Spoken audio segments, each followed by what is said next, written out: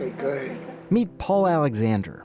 He's one of the last people in the world still in an iron lung. The iron lung works to change the air pressure and stimulate breathing. It has been his home, keeping him alive for 70 years. In 1952, Paul contracted polio and became paralyzed from the neck down. He was 6 years old. A therapist promised Paul a dog if he could breathe on his own for 3 minutes. I developed a way of coping in air and breathing.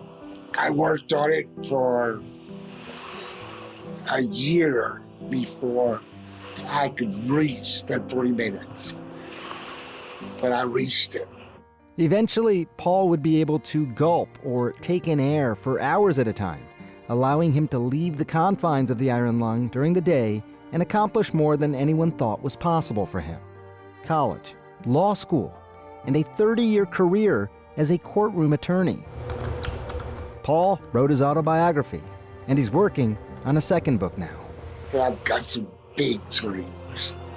I'm not going to accept from anybody their limitations on my life. I'm not going to do it. My life is incredible.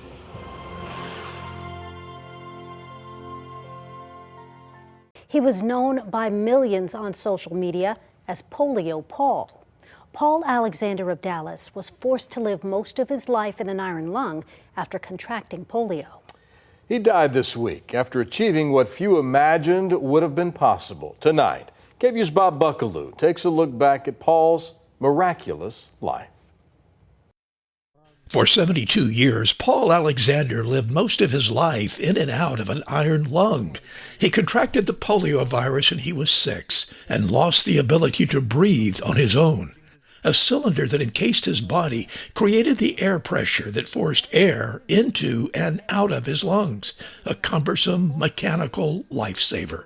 But that did not stop Paul from having a remarkable life.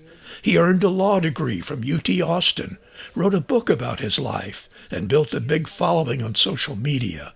Paul inspired people around the globe and was seen by millions in regular TikTok videos.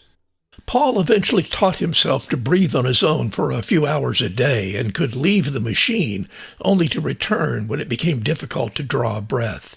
He had been a member of a generation of mostly children stricken with polio, a virus that struck fear in parents everywhere.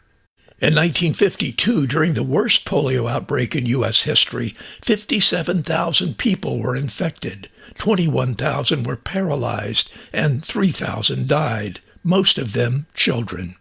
Scientists eventually found a vaccine.